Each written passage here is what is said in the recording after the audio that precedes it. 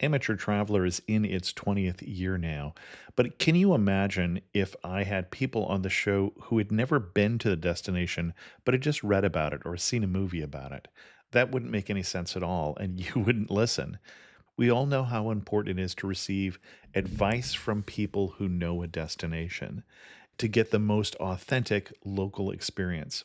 And a great option for experiencing this is Explore Worldwide and their authentic small group adventures, led by local tour leaders, perfect for solo travelers who want to meet like minded people with a desire for adventure.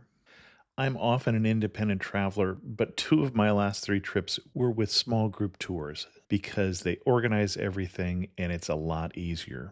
If you want to recreate the tour I did to Malta, they have a Malta and Gozo Discovery Tour. I'm intrigued by one of their tours called A Taste of Sicily. The company again is Explore Worldwide, and visit exploreworldwide.com to learn more. And thanks to Explore Worldwide for sponsoring this episode of Amateur Traveler. The nights are long, the days are short, and the weather is chilly to downright cold, depending on where you are. It's a good time to slip into a Quince iconic Mongolian cashmere sweaters, which start at only $50. You can treat yourself to everyday luxury at an affordable price with Quince. If you really want to dive into luxury, you can check out their leather handbags, washable silk shirts, and European linen sheet sets. Whatever you're looking for at Quince, all the prices are 50 to 80% less than similar brands, and they do that by partnering directly with top factories and cutting out the middleman. They only work with factories that use safe, ethical, and responsible manufacturing processes.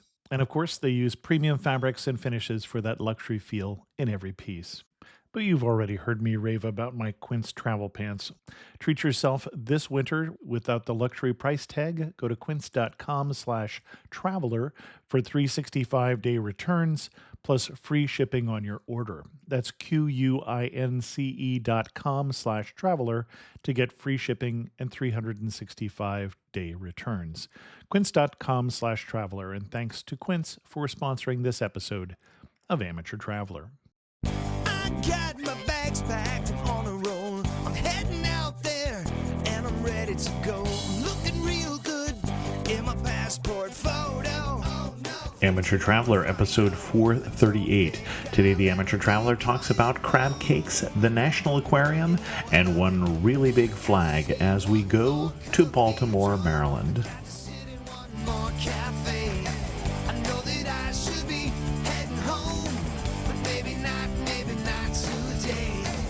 Welcome to the Amateur Traveler. I'm your host, Chris Christensen. This episode of the Amateur Traveler is again brought to you by Blogger Bridge. If you're a company and you want to connect with content creators, bloggers, podcasters, videographers, and writers, check out bloggerbridge.com. One big announcement that I didn't want to bury at the end of the show, and that's that the Amateur Traveler, specifically the Amateur Traveler podcast that you're listening to, won a Lowell Thomas Travel Journalism Award last week. I was very pleased and maybe a little surprised. I happened to be attending the Society of American Travel Writers Conference, and so I was there when the awards were announced, which was a nice bonus for my trip to Iceland. I'd like to welcome back to the show Nancy Parode. Nancy writes about both senior travel and boomer travel at about.com and has come to talk to us about Baltimore, Maryland. Nancy, welcome back to the show. Thanks for having me back. And I say welcome back to the show. Nancy was on talking about the region outside of Rome, but we're going domestic this time. I put out a request for Who Knows Baltimore because we had one of the listeners of the show said, can you tell me more about going to Baltimore? So why should someone go to Baltimore, and what's your connection to Baltimore, Nancy? Well, my connection to Baltimore is that I've lived in the Baltimore area for a total of about 12 years. We moved here initially with my husband, who's in the military, and it's pretty much become home to us. My son was born in Maryland, and my daughter was less than 2 years old when we moved here. So this is, for all intents and purposes, our home. We do a lot of sightseeing in Baltimore. My feeling about Baltimore is it's a really fun city. It's got a very unique vibe to it. It's family friendly. It's got plenty of things to do if you want to experience nightlife. It's such a diverse city that there are so many interesting places to eat. You'll never run out of good food in Baltimore. And it often gets overlooked because Baltimore is so close to Washington, D.C. A lot of people will come there and they'll go, oh, Sure. Baltimore is close, but we want to do all the museums and such in D.C. And they sort of skip it. And I think they're really missing out. It's a neat place to visit. And I will confess that I have spent very little time in Baltimore because I was in D.C. and there are all the museums there.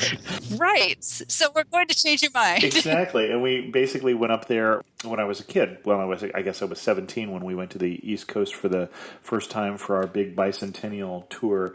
And we went up to see Fort McHenry. And that's Right. really all I have seen in Baltimore. And when you say food, I think crab cakes, and that's all I know about Baltimore. So what should I know? What should people do when they're in Baltimore? What kind of itinerary would you recommend? I would definitely say that Fort McHenry is a must-see spot. The Star-Spangled Banner just celebrated its 200th anniversary in Baltimore, so Fort McHenry has a beautiful new visitor center that you start at, and you can watch a film, and then you can go and explore the fort. They have great Park Service rangers up there who can really give you a sense of what it was like to be there during the Battle of Baltimore when Francis Scott Key wrote the Star-Spangled Banner from a vantage point out in the harbor, and give you an appreciation for how important the American flag is to our country. What is a flag? What's a symbol? And that type of thing. They call it the flag talk, actually, and it's worth going just to be part of the flag talk.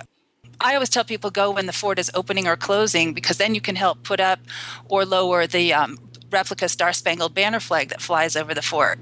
So, and they are flying one because I remember the Star-Spangled Banner that they flew at that time was a huge, huge flag. Right. We're not talking about a normal size flag, so they are flying a replica of that. Yes, the original Star-Spangled Banner is in the Smithsonian, but when it's not too windy, they fly a full-size replica of that Star-Spangled Banner flag. If it's too windy, the flag is so huge it will actually snap the flagpole, so they can't well that imagine, size yeah. one. But even so, the smaller replica is still big enough so that it requires many, many people to help unfold it and get it to the flagpole. And it's just a really neat thing to do, to be part of that. So I highly recommend Fort McHenry, and it's easy to find, and there's parking there if you have a car. If you don't have a car, one fun way to get there is the water taxi from the Inner Harbor area, so which does stop at Fort McHenry. So you don't even need to have a car to get there. Excellent. And for those who are not familiar with their American history, some of our foreign listeners or those of you who fell asleep in school, we're talking about the Battle of Baltimore being when the British had already just burned Washington, D.C. and burned the White House and were coming up the Chesapeake in the War of 1812. Correct. In 1814.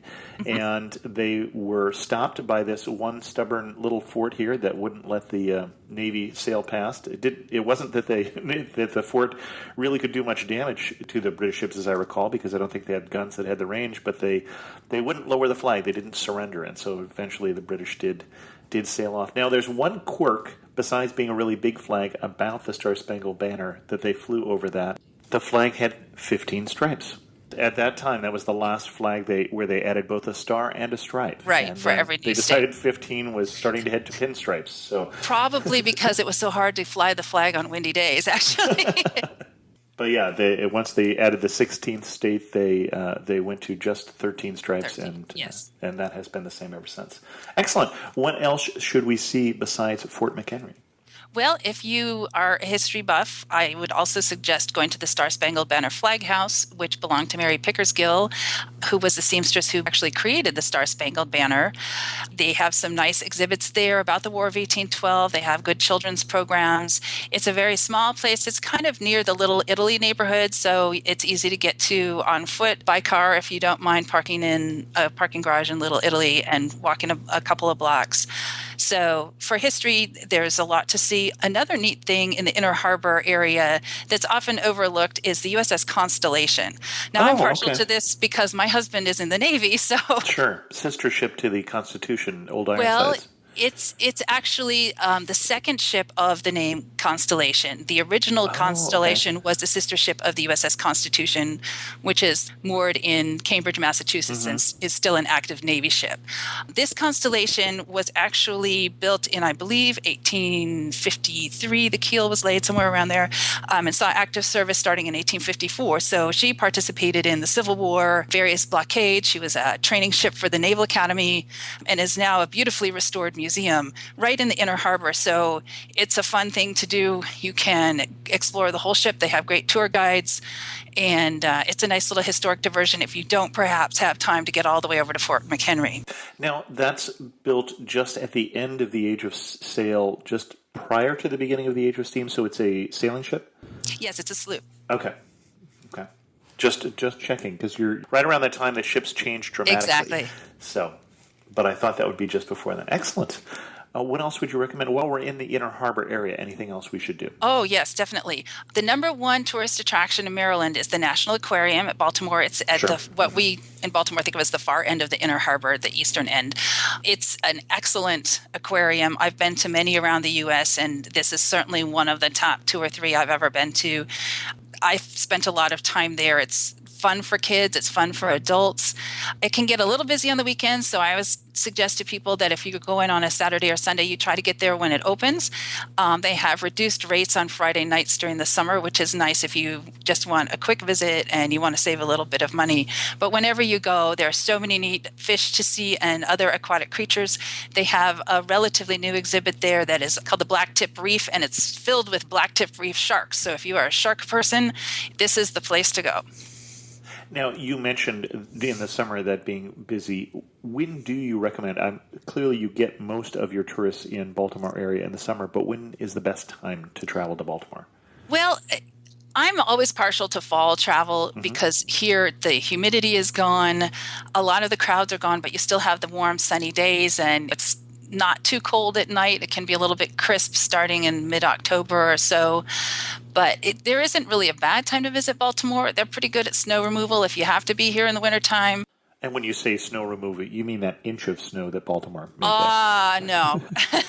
We have had some pretty hefty snow years recently. You may have heard about the Snowmageddon in the D.C. area. Well, a few miles north, we got it too. But some winters we get almost no snow, and some we get many, many inches. It's very unpredictable. But you can easily visit just about every attraction in Baltimore in the wintertime, too. Summer is fun because the weather is warm and pleasant. They have outdoor concerts along the Inner Harbor area, along the piers there. So it can get a bit busy at night on weekends when they do that, but it's very festive and fun. Spring is beautiful here. A lot of the fruit trees and so on bloom just as they do down like south along the Potomac right? River. Yeah, we don't have cherry blossoms, a festival or anything like that up here in Baltimore. That's definitely the District of Columbia's prerogative. Right. But it is a very pretty season here in Maryland, too. So there's really no bad time to come. Is there a particular day of the year that is particularly good, a festival or anything special that you... Yeah, most holidays have really nice festivals. I'm partial to 4th of July at Fort McHenry. They really do it up there. They have special programs all day long. So if you are wanting to get some of the patriotic spirit, that's a good time to go. They have a huge St. Patrick's Day parade the Sunday before St. Patrick's Day. And I that's recall a that being really one of the event. top 5 in the country. Am I wrong when I say that? Yeah, I don't know how it stacks up in terms of size or ratings to, I mean, of course, New York City has a fantastic parade, and there are other cities that have good parades too. There's a lot of community spirit at the Baltimore St. Patrick's Day Parade, and I get to say that from experience because my daughter is in it every year, so that's a fun thing for me. But there are many, many Irish groups here and Irish dance schools.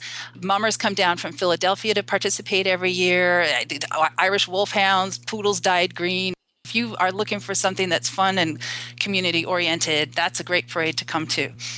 Excellent. And you mentioned mummers, and I know that we've talked about that before, but just in case somebody doesn't know what a mummer is.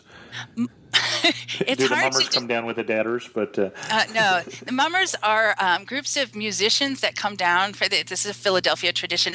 They are dressed in very brightly colored, strange-looking costumes that are hard to describe. They're not exactly clowny, but they kind of are. They're very colorful, and they look a little bit like they should be ragtag, but they're made of nice materials, and they play different instruments and march around. And it's a fun tradition that's really hard to describe without visuals, because I can tell you that the costumes have fringy things hanging off them, and that they have funny hats, and they're all dressed as each group of mummers dresses the same. So there's sort of a rivalry that's kind of reminiscent of the cruise in New Orleans, Right. if that makes sense to you. But it's just a very different tradition. And every year I'm standing along the parade route and everybody's going, who are those people? Because if you don't know anything about Philadelphia, you probably don't know what mummers are. And then anybody who wants to hear more about that, we have done a show on Philadelphia way back in the archives, so you can hear more about the mummers. But I just didn't want to gloss over that and assume that everybody remembered that show that we did 8 years ago or whatever it was. Excellent. Excellent. What else should we see? We were still in the Inner Harbor. The Maryland Science Center is a fun science museum that is at the sort of southwest end of the Inner Harbor. And in between there and the National Aquarium area, there's a shopping and eating complex called Harbor Place. A lot of tourists go there, but a lot of locals go there too. So if you're looking for a quick bite to eat or an interesting shop to stick your head in and look around, that's a fun place to go. Kids like the candy store there very much. Parents be warned.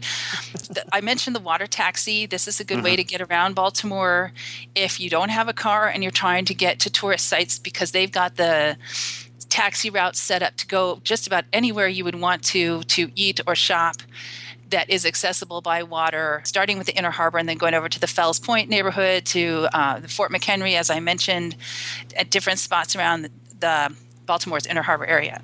We're moving on from the Inner Harbor to where then? Well, I guess I want to mention, if you think we just took a water taxi to Fells Point, so I wasn't sure. Yeah, well, we can do Fells Point. Fells Point is a neighborhood that was originally part of the Port of Baltimore way back when, so there are still piers there. The main drag in Fells Point is called Thames Street, and there are lots and lots and lots of restaurants and pubs and eclectic little shops. If you want sort of a place to spend an afternoon shopping and dining, hanging out with friends, enjoying the beautiful weather, Fells Point is a really neat place to go. It's also one of the main nightlife areas in Baltimore, so if you want to go out on a weekend evening, that would be one area I would definitely recommend. Excellent. And then you were taking us someplace else before I diverted you. Oh, I was taking us back toward Fort McHenry, actually across from the National Aquarium area along the Key Highway. There are a couple of museums I didn't want to miss. One is the Baltimore Museum of Industry. Baltimore has always been, of course, an important port city and a city of many different types of industries, everything from fish packing, railways, all kinds of things. And that museum showcases that aspect of Baltimore's history. But then there's also my favorite museum in Baltimore, and that is the American Museum of Visionary Art. This is a museum like no other. I've seen it described as a folk art museum, and that is not exactly how I would describe it. The common denominator for this museum is that every piece that is on exhibit at the museum was created by someone who's never had formal art training. That's the only common denominator, I might point out. So if you think of adjectives like eclectic and unusual and fascinating, that is the American Visionary Art Museum. And you don't always know what you're going to see because they have many changing exhibits.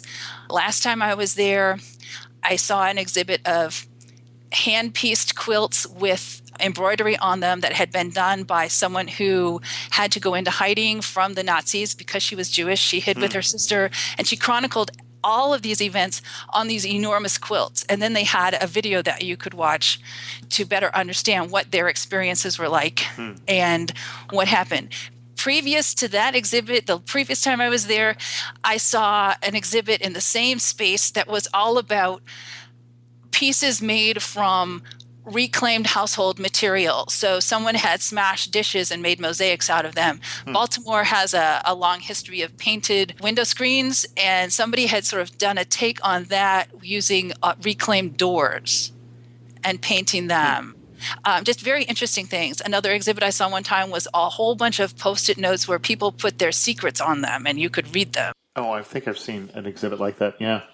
Another person had done tiny, tiny miniature paintings of just about every famous painting in Western art that you can think of. Dozens and dozens and dozens of them. And of course, the exhibit wasn't very large because these are all like 1 by 2 inch replicas of Starry Night and the Mona Lisa and so on. And this person had never had art training, hadn't gone to art school or anything like that. They were beautiful, tiny little replicas. It was really amazing. Interesting. So it's definitely a fun place to go. And you mentioned in your list of things that Baltimore is known for the railroad, and many people may be surprised that they actually know the name of the railroad that used to go into Baltimore without realizing it, because it's one of the squares on Monopoly. Monopoly, exactly. The B&O Railroad. And there's actually the B&O Railroad Museum in Baltimore. If you're a train buff, this is definitely a must-see stop. Oh, excellent. Occasionally, they will also get the special Thomas the Tank Engine train to come in there for the younger set of railroad buffs. So you have to, if you want to do something like that, you have to look on their website and see when that might be happening. But whether or not Thomas is there, if you like rolling stock and you like railroad history, this is a great museum. They have a roundhouse, so many of the locomotives are in the roundhouse, and you can walk right up to them. And they are a good museum for kids. They have a lot of children's programs throughout the year. It's really fascinating. And there are lots of neat photo opportunities too, because you can get so close to the trains.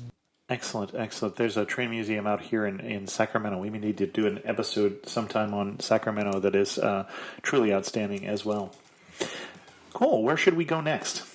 Where should we go next? I'll tell you, I'm getting a little hungry by this time with all this walking that we have done. And you mentioned food at the beginning. We haven't paid off on that yet. Sure. So I know the crab cakes. Yes. Baltimore is famous, of course, for its seafood, and crab cakes are sort of the state dish of Baltimore, of Maryland altogether. Mm-hmm. Every year there are competitions in various crab-related cooking areas. They have a crab soup competition. They have a crab cake competition. There are secret family recipes. Each restaurant has its own way of doing things. So if you are looking for crab cakes, a local chain of restaurants here is called Phillips, and they have their flagship restaurant in the Inner Harbor. It's in a building called the Power Plant because it used to be a power plant sort of near the National Aquarium. And it's one of many restaurants in that building. But certainly if you're looking for someplace near the Inner Harbor where you can be assured of getting a good crab cake, I would definitely send you there. And in the summertime, they have a crab deck, so you can go out and indulge in the other Baltimore tradition of crab feasting, where you spread out newspapers on a table and dump a bushel of crabs on and get a hammer and bash them open and pick out your food. It's a very Maryland thing to do. Excellent. But what else do I not know about Baltimore food? What you don't know about Baltimore food is how diverse it is. Okay. One of my favorite places is actually also listed as the top restaurant on TripAdvisor the last time I checked it. And it's a restaurant that's only open during the day, and it's not open on Sundays, and it's not in Little Italy or the Inner Harbor or anywhere that you've ever heard of. It's called Di Pasquale, and it's actually part of an Italian grocery store in an area called Highlandtown. So you would have to drive here or take a cab. It's not water taxi accessible, but they have fabulous, fabulous Italian food. And I get to say that because I lived in Italy twice. It's worth a detour. And if you love Italian cookies or Italian cheese or Italian wine, that is a great place to go to buy those things as well. So I do send people there often, even though it's definitely a daytime stop. We have lots of Italian restaurants in Baltimore because there is a Little Italy section. Nancy Parode grew up there. Oh, okay. In fact, there is now a street named for her there. But there are many good restaurants there to choose from. But we also have non-Italian food. You may not know that we have a very well-known Afghan restaurant in Baltimore. It's called the Helmond. It's in the Mount Vernon area, and it's owned by the Karzai family. And if that name rings a bell, it ought to, because the owner is the brother of Mr. Karzai, who used to be the, I believe, Prime Minister of Afghanistan until just now. Right. So that's a very well-regarded restaurant, and it's not something that you would perhaps expect in Baltimore. And so meat, kebabs, rice, those sort of things. Yes, and also a few traditional Afghan desserts. They change their menu around now and again, but it's definitely worth your time to go. And it's a high-end restaurant, so save your money, but it's worth it. Another thing that we have a lot of is Irish pub-type restaurants. I mentioned the large number of Irish groups and people in the Baltimore area, so there are quite a few pubs around. In the Harbor Place at the Inner Harbor, Tir na Nog is the Irish pub of choice. But there are also a lot of pubs near the ballpark and the football stadium, which are not terribly far, a few blocks walk from the Inner Harbor area. So you can go to the Pratt Street Ale House and have a nice meal if you are looking for a pub grub. And it's very traditional pub grub. They have shepherd's pie and fish and chips and that type thing. That's usually where we go after the St. Patrick's Day parade is over, actually. And there's another pub near the ballpark called Pickles Pub, which is green on the outside, and it's kind of a fun atmosphere. Well, and you mentioned the ballpark, which we really should give a nod because... Yes, we should. Because Camden Yards, which is the Orioles ballpark there, really changed in a very positive way the whole process of designing ballparks across the U.S., and it became really the instigation for a lot of things like the park that I enjoy, AT&T Park up here in San Francisco, really have to give a nod to what they did at Camden Yards, which was make an old-style ballpark. Yes, they did. I was lucky enough to be able to go to games the very first season it opened, and when it was a brand spanking new ballpark, and we still go as often as we can, and it's still a beautiful ballpark. Camden Yards was designed to give that old-time feel that people were missing in baseball. Mm-hmm. I grew up in Dodger country, and Dodger Stadium is another place that hasn't changed since I was a kid, but it doesn't look anything like Camden Yards. Camden Yards has a lot of green space, and it's architecturally planned to take advantage of the older brick buildings in the area, and the new structures that were put up around Camden Yards were designed to blend in with that. They have a really nice picnic area. I have never had a seat where I couldn't see what was going on, and I've sat all over the ballpark. It's just a really comfortable, fun place to go to watch baseball. Adjacent to that, they share parking lots as M&T Bank Stadium where the Baltimore Ravens play. So regardless of what kind of sport you enjoy, you can probably find something going on in Baltimore. And Baltimore residents are very, very, very devoted to their teams. But if you like the opposing team, there will be someone else here who likes the opposing team too. Yankees fans come down from New York in droves when the Yankees play the Orioles, and so do Red Sox fans. Mm-hmm. East Coast rivalries, they're really fun to participate in, and so you can wear a Red Sox t-shirt to Camden Yards, and you'll be perfectly fine, and you'll have plenty of company. And perhaps some spirited discussion. It's fun, and it's nice, because Camden Yards makes you feel like that. Excellent. You just feel like, hey, take me out to the ball game, and it's a nice place to watch a ball game. Excellent. What else should we see in Baltimore? I did mention the USS Constellation. There are some other historic ships in the Inner Harbor if you are of a nautical bent. There's a Coast Guard cutter and a Chesapeake Bay lightship and a submarine. The ticket for that is part of the ticket for the USS Constellation. So you have to walk from one of those areas to the other to see all of the ships involved. But those are there, the historic ships. Another fun thing to do, even though it sounds super touristy, is to take a Baltimore Harbor cruise. Okay. Local companies often will do that for, say, holiday lunch parties or team building, exercises, that type thing.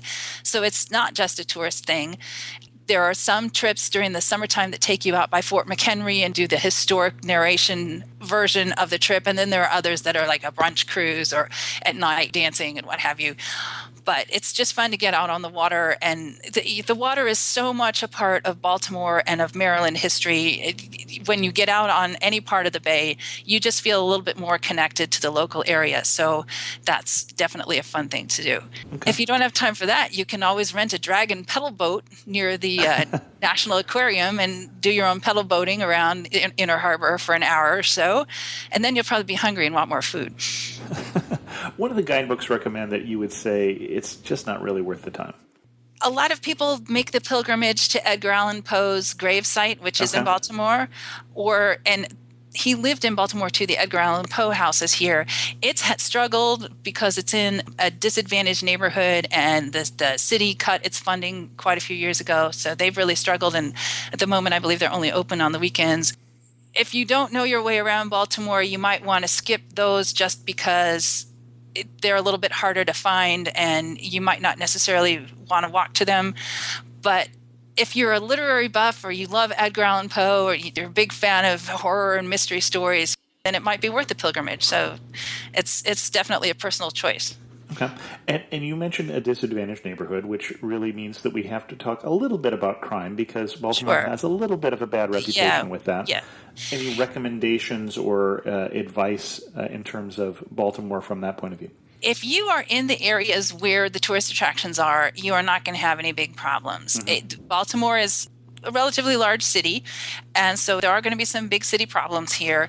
If you stay around the Inner Harbor, and use Fells Point, Canton, which is a little bit farther east than Fells Point, Locust Point, where Fort McHenry is, I think you'll be just fine. I've never felt like anything bad was going to happen to me, and I drive around there and walk around there and so on. There are some areas in western Baltimore and some areas in eastern Baltimore where you might be more of a target for crime. But if you just use big city common sense, don't go wandering around by yourself at 2 o'clock in the morning, have a designated driver if you're driving, and do all the things you would do in any other big city, you should be just fine.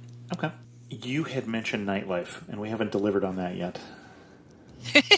This is an area where I don't spend a lot of time as a working mom going out to bars and what have you, but there are plenty of them. As I said, Fells Point is definitely one of the top areas to go to. I mentioned the Canton neighborhood. That is a very much an up-and-coming part of Baltimore. There are many areas in Baltimore, actually, where people have rediscovered the city. Maybe they grew up in a family that had moved to the suburbs, but they work in Baltimore, and they discovered that it's really nice to live close to work in an area that is growing more vibrant with more things going on. And definitely Canton falls into that category. And so there are now more restaurants and things to do in that part of town as well. Baltimore is often called a city of neighborhoods because that's kind of how the city grew up, so to speak. And so each neighborhood, whether it's centered around, in the old days, it would be like an ethnic neighborhood, Little Italy, for example. And now these different areas that have been redeveloped, and young families have moved in, and working couples and single folks. And so there's pretty much something going on for nightlife around the Inner Harbor area. You'll find things a few blocks away from there. And then, as I said, definitely consider Fells Point, and then you might want to venture a little bit further afield. But if somebody says to me, where should I go out, find a nice bar, maybe I can listen to some music, go down to Thames Street and Fells Point, and you're bound to find something you like. Okay. I'm standing in the prettiest spot in Baltimore. Where am I standing, and what am I looking at? Well, I think I have 2 or maybe 3. My prettiest spot in Baltimore is standing atop Fort McHenry looking out onto the water, because I love history and I love water. And if it's a nice sunny day at any time of year, people are probably flying kites or they're out on boats. Marylanders love being on the water, and people of all backgrounds buy boats and they spend time out on the Inner Harbor. You can't bring a personal craft into the Inner Harbor, but in that area around Fort McHenry on the West Channel near Locust Point. So it's just fun to be out there and watching families do things, and looking up at the sky and looking for seagulls, and then looking out onto the water. And if you're me, you're imagining Francis Scott Key out on that boat waiting to see what he was going to see the next day. So that's one of my favorite ones. And my other favorite one is probably standing at the Inner Harbor, people watching. Looking out toward the dragon boats that I mentioned, toward the National Aquarium, because there's always something fun going on there. I'm a big people watcher, and sometimes folks come down and do a little bit of the street show thing. Other times you can watch tour groups walking around, and maybe you can eavesdrop and learn a little bit about Baltimore without having to go on the whole tour. You can see families doing things, people listening to music. Occasionally they'll get inspired and they might dance. It's just a fun place to be. Excellent. So you're a Navy spouse, so home is a little hard to define right now for you, but Baltimore, I think you said before we started recording, is as much home as any place is right now. How do you know when you become a local?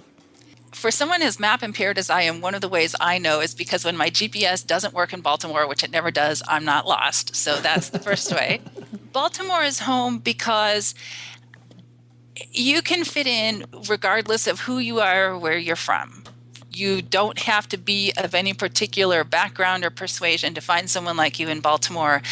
It's a very accessible city in many ways. The city has really reinvented itself since the 1970s when the Inner Harbor was renovated. And then when Camden Yards came in, like I said before, I was living here at the time, and it was like when you're in school and the old cranky principal moves away and you get the young wonderful principal in your school, and the first day of school is suddenly like Christmas because it's so different. That's what Camden Yards did for Baltimore. Really, it is.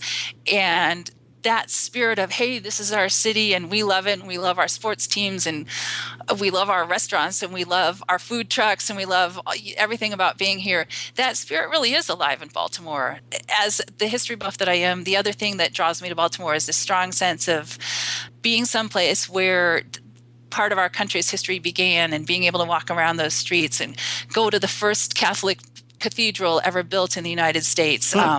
Benjamin Latrobe was the architect. So he was a very famous architect in Washington, D.C. as well, but he also designed the Baltimore Basilica, and it's been lovingly restored to its 1821 glory.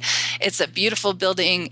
Even if you're not religious at all, it is definitely part of Baltimore's history. It's worth a walk by and stick your head in so you can see how they've incorporated the federal style colors that Latrobe originally chose. It's a neat place to go. This is just a fun place to live. There's always something going on, doesn't matter what time of year, and you just feel like you're part of it. And not all cities are quite that welcoming. Excellent. Before we get to my last three questions, what else should we know before we head to Baltimore? You can get here in a lot of different ways, and we didn't really talk about how to get here, but Baltimore Washington Thurgood Marshall International Airport, BWI for short, is the closest airport, and there's light rail from there to downtown Baltimore. So if you really don't want to have a car, you don't need to have one. We have a circulator bus like they do in DC called the Charm City Circulator that's free and takes you on designated loops through the city. So if you want to get closer to theaters, for example, you can do that. And I mentioned the water taxi. We, of course, have plenty of taxi cabs. And then there's an Amtrak station right in downtown Baltimore, too. So whatever your preferred mode of travel, you can get here. And that's connected to the Acela line, the best yes, of the Amtrak Yes, it is. That goes up system, to New York and points beyond. Excellent.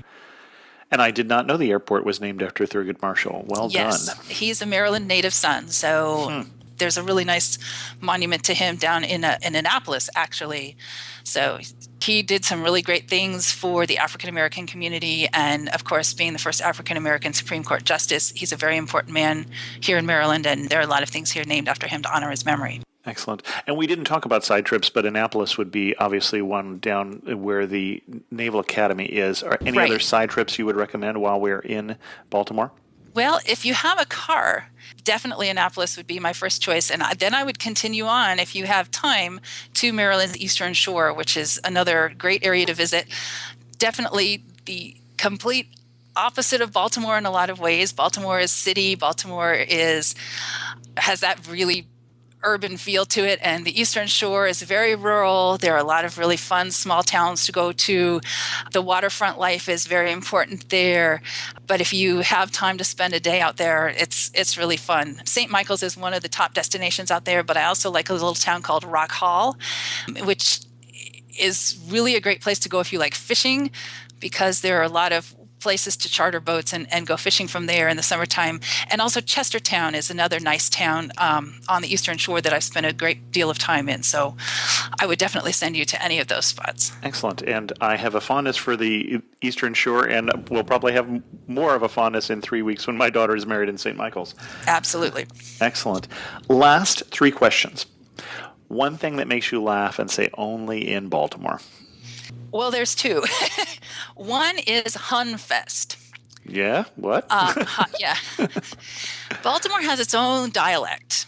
And you quickly discover, especially if you're the parent of a child, that everyone in Baltimore is Hun except little boys, and they're all little buddy.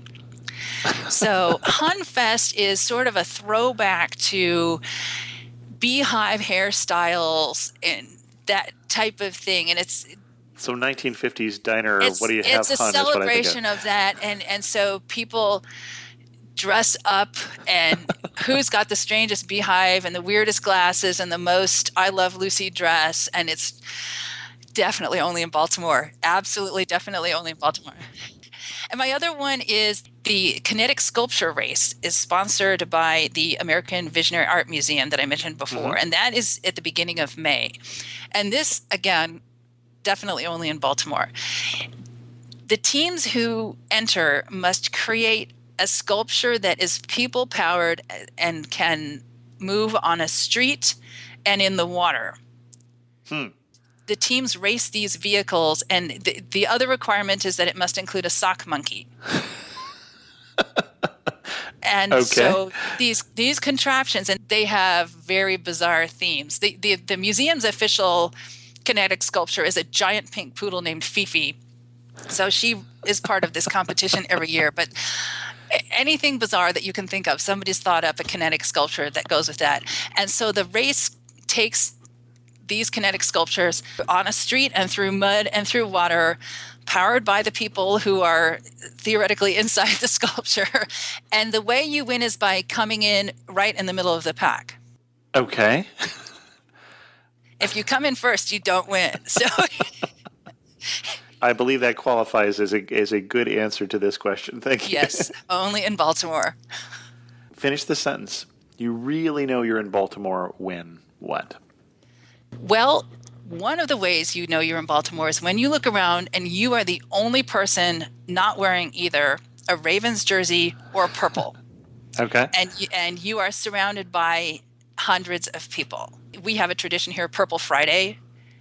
Okay. It does not matter where you go. For the color of the Ravens. Yes, purple and black are their colors. Mm-hmm. Where you go, you can be going to the dentist, you can be going to have your hair done, you can be going to church, you can be going just about anywhere. And if you aren't wearing purple, you feel a little bit left out because you're not wearing purple. And I don't have a lot of purple gear, so this happens to me on a regular basis. And I think the other way you would know that you're in Baltimore is that you're eating a crab cake and you can tell that they just made it there that day right then with fresh crab that came from the Chesapeake Bay, and you can tell. Excellent. You can tell because the chunks of crab are really big. You can tell because it has Old Bay seasoning. We haven't talked about Old Bay, but this is the Maryland seasoning that you put on crab everything. They even brew Old Bay beer here.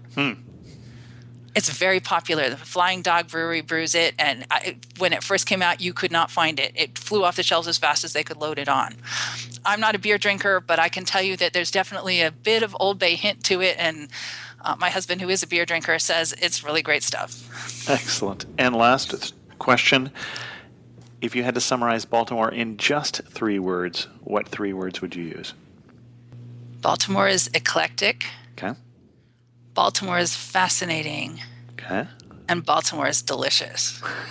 Excellent. Excellent. Nancy, where can people read more about your travels?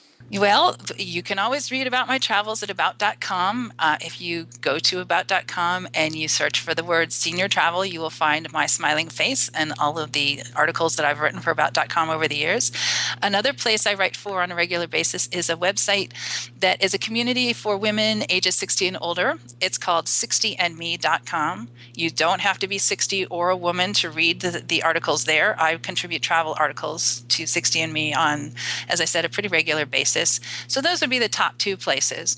I have a little Facebook page dedicated to senior travel as well, but I do most of my writing for about.com, and I put up photo tours and travel tips and things of value to the senior travel community and to people who like to get out and experience life the way locals do. Excellent. And our guest again has been Nancy Parode. Nancy, thanks so much for coming back on the show. We normally don't have somebody come back on that often, but Nancy did such a good job last time that we brought her back more quickly. And I hope to hear you again on Amateur Traveler talking about some other destination. Thanks, Chris. It's been a pleasure. In news this week, we have an interesting story that went up about a mom who loses it when a flight attendant asks her to stop torturing other passengers with baby guppies. A mom was on a flight playing her iPad for her 2-year-old. Her 2-year-old apparently won't wear headphones, and so she had the volume turned up, and the flight attendant asked her to turn it down, and she refused to do so, not seeing the difference apparently between using the device with or without headphones. She got in an altercation when she was met by security after the plane, started shouting things like, "I'm an American citizen, I have rights, don't I?" Wanted the security officers removed because they didn't make her feel safe, and claimed that she didn't need to follow the directions of the flight attendants because she was not a robot. Now, the most wonderful thing about this whole story is that she didn't think she was in the wrong, and so she videotaped the whole thing and put it up on YouTube and threatened to put them up on YouTube to show the whole world how she was victimized. But it doesn't come out that way when I look at it. When you're on a plane, you have to follow the rules, and there's no right in the Constitution to being annoying. Before we end this episode of The Amateur Traveler, if you could do me a favor, we do still have some spots, especially on the 15-day trip to Morocco. We have 5 people signed up for that. If we don't get at least 8, then actually it's going to cost me some money because the rate that we put out is the rate that I guaranteed based on an 8-person trip. So if you know anybody who wants to come on a 15-day trip or even on the 10-day trip to Morocco, go to the book travel tab on the amateurtraveler.com site. That trip again is in April of 2015. With that, we're going to end this episode of The Amateur Traveler. If you have any questions, send an email to host@amateurtraveler.com, or better yet, leave a comment on this episode at amateurtraveler.com. Remember, a transcript of this episode will come up in a couple weeks, and those transcripts are again being sponsored by J-Way Travel, who are experts in travel to Eastern Europe. So thanks again to J-Way Travel for those transcriptions. You can follow me on Twitter at Chris2X or join our Amateur Traveler Facebook community. And as always, thanks so much for listening.